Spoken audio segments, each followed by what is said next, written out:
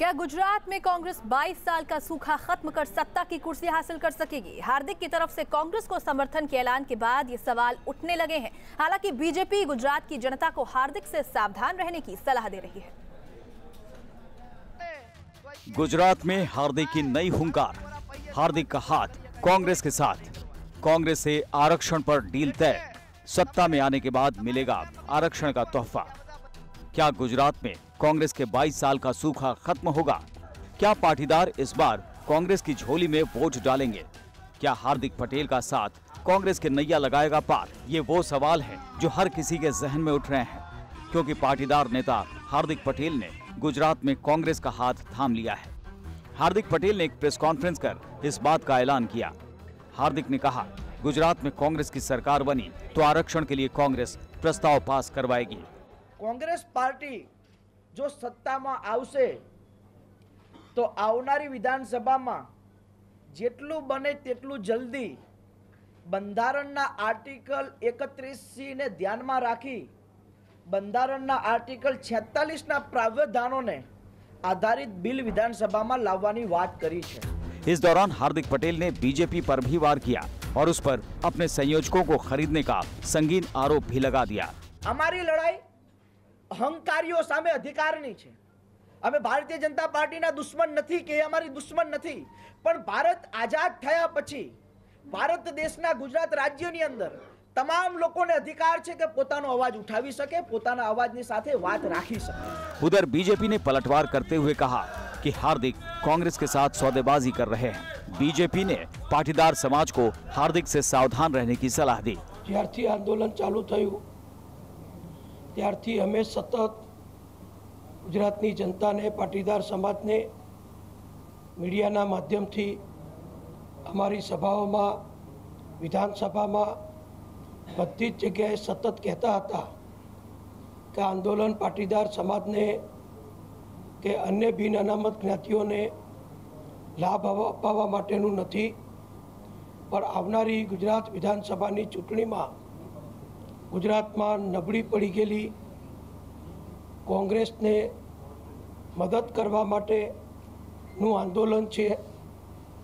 कांग्रेस नी मदद थी गुजरात विधानसभा चुनाव में इस बार जातीय समीकरण हावी है। बीजेपी से पाटीदारों की नाराजगी के बाद कांग्रेस हार्दिक को साधने की कोशिश में लगी थी, लेकिन हार्दिक का साथ कांग्रेस को गुजरात में सत्ता का सुख दे सकेगा, ये तो 18 दिसंबर को ही पता चलेगा। Team news nation.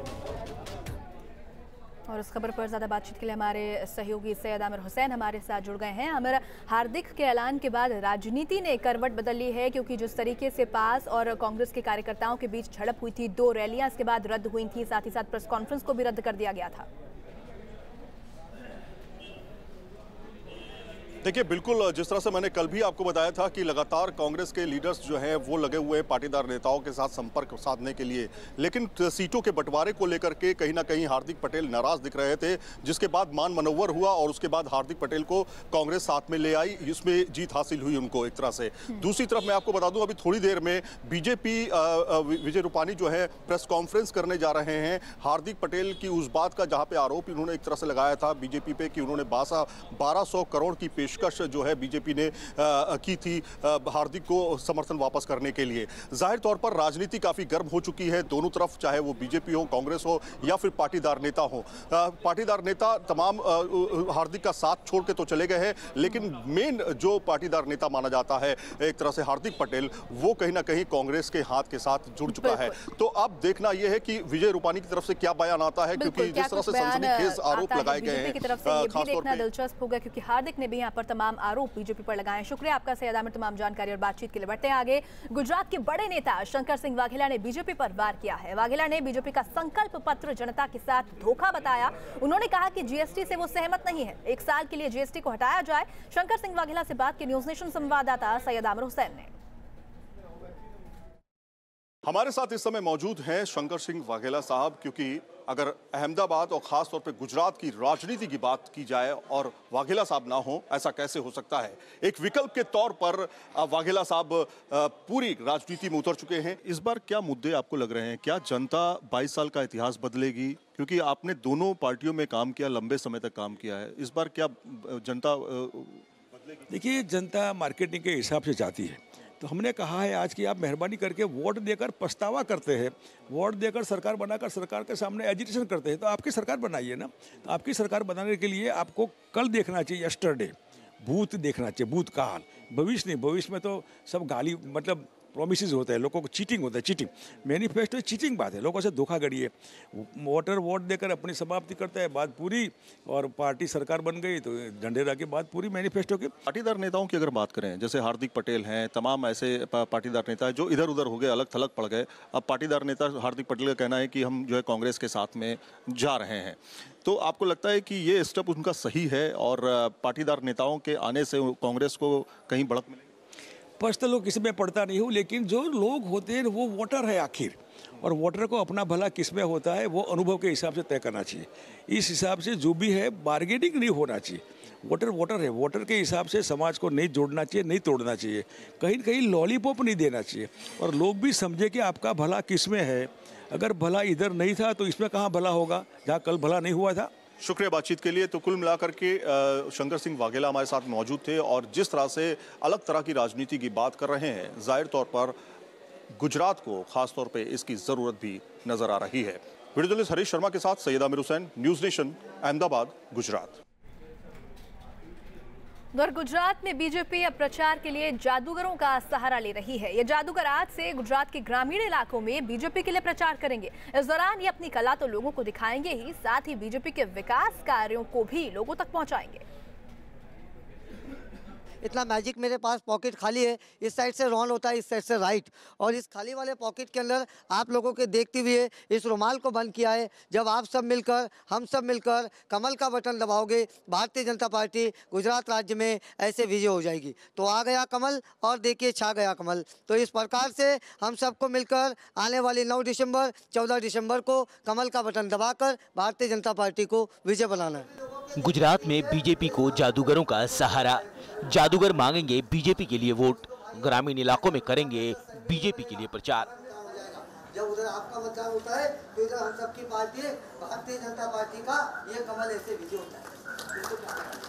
गुजरात का रण दिन ब दिन और दिलचस्प होता जा रहा है। यहाँ प्रचार के दौरान अलग अलग तरह के नजारे देखने को मिल रहे हैं और अब बीजेपी ने चुनाव प्रचार में जादूगरों को मैदान में उतारा है। तो आ गया कमल और देखिए छा गया कमल। जो गुजरात के ग्रामीण इलाकों में बीजेपी के लिए वोट मांगेंगे और सरकार के विकास कार्यों को लोगों तक पहुँचाएंगे। खुदा तेरी अदालत में मेरी जमानत रखना, तेरी अदालत में मेरी जमानत रखना, और मैं रहूं या ना रहूं लेकिन भारतीय जनता पार्टी को विजय बनाए रखना। सर मेरी 36 टीम है और सर हम लोग गुजरात राज्य के सभी डिस्ट्रिक्ट में जाकर के ये शो करेंगे। उसमें बहुत सी विधानसभा कवर होगी, वो सभी गांव में जाकर के शहर में अपना शो दिखाएंगे। पब्लिक को इकट्ठा करने के बाद पहले अपना मैजिक शो दिखाएंगे, पहले लोगों के हंसी मजाक के लिए, मनोरंजन के लिए कुछ आइटम्स भी दिखाएंगे, और उसी के साथ साथ भारतीय जनता पार्टी का जैसे कि सिंबल वगैरह बोलो या फ्लैक्स वगैरह तैयार करके लोगों को बताएंगे कि भारतीय जनता पार्टी की तरफ से ये कार्यक्रम आप लोग को दिखाया जा रहा है। गुजरात के ग्रामीण इलाकों में अपनी पकड़ को मजबूत करने के लिए बीजेपी ने इन जादूगरों का सहारा लेते हुए मैजिक कैंपेन शुरू किया है।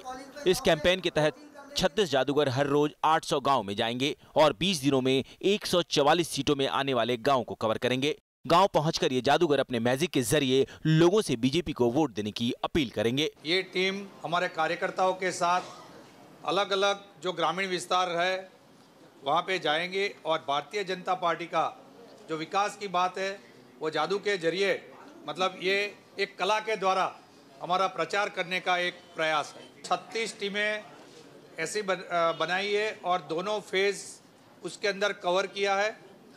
पहले फेज की 72 सीट्स और दूसरे फेज की 72 सीट्स, ऐसे करके कुल 144 विधानसभा क्षेत्र के ग्रामीण विस्तार के अंदर ये टीम जाएगी। माना जा रहा है कि गुजरात के शहरी क्षेत्रों में मोदी मैजिक अब भी बरकरार है, लेकिन ग्रामीण क्षेत्रों में मोदी मैजिक को चुनौती मिल रही है।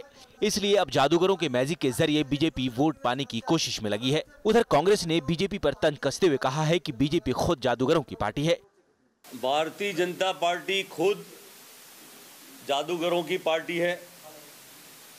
जादू का मतलब ये है कि जो नहीं है वो दिखाना, सपने दिखा के, जनता को खोखले वचन दे के क्या क्या बातें भारतीय जनता पार्टी ने सरकार में आने के लिए नहीं कही। 15-15 लाख रुपए की बात को जुमला कह के बात को टालने वाले लोग, एक सिर के सामने 10 सिर लाने की बात करने वाले लोग। 2014 लोकसभा चुनाव में चाय वाले तंज को बीजेपी ने चुनावी कैंपेन बनाकर जीत हासिल की थी। इस बार कांग्रेस के जादूगर वाले तंज के बाद बीजेपी ने इसे चुनावी कैंपेन के लिए इस्तेमाल कर लिया है। अब ये जादूगर बीजेपी के लिए क्या जादू करते हैं, ये देखना दिलचस्प होगा। वीडियो जर्नलिस्ट हेतल खत्री के साथ पूरब पटेल, न्यूज नेशन, अहमदाबाद।